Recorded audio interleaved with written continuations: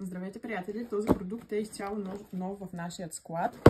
Не съм го отваряла до сега, така че колкото вие сте виждали, толкова и аз съм виждала. Хайде да отворим. Сега има описание. Има метални пластини. Има кабели за свързване за задната камера.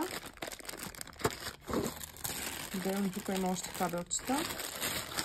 И сега да извадим бижуто. Казвам ви.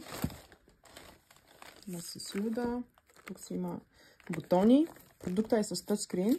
Вижте много интересно тук как изглежда. Размера е като за нормално CD да го сложите и излиза напред, за да не ви се удря в таблото. Много готино измислено. Ето да покажа и да разгледате и буксите. Има си антена. Възможност за включване на GPS. Тук вече са захранващите кабели. Доста добре. Масивно е, доста тежи. Тук е алуминиево, както виждам. Сега нека да разгледаме кутията, за да си отговорим как работи.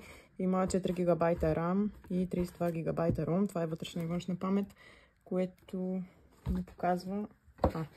тук ни показва, че може да се мести. Честно казано... може, да, наистина. Ето. Виждате, може да си го нагласите така, както на вас ви е удобно, може да си го и изкривите. Значи главата наистина се мести, както е на кутията. И тук са вече функциите. Като гледаме Android, CarPlayer, Single DIN, има възможност да си изтеглите Waze, които всички ме питат за това. Android е 14.0, възможност да свържете към волана, GPS, това е възможност, но самия GPS не го видях тук. Излъгах ви, ето го. Има и GPS. Супер! Значи, може и да не сте включили в интернет и картата ще ви показва къде се движите. Възможност за Wi-Fi, Mirror Link, което означава да споделяте екран, Touchscreen, автоматична памет, FM, разбира се, HD видео, Bluetooth, абсолютно всичко, което е нужно на всеки един човек, който използва автомобил. Може да си изтеглите и разни приложения, да си гледате видеа, мисля, че дори филм може да погледнете.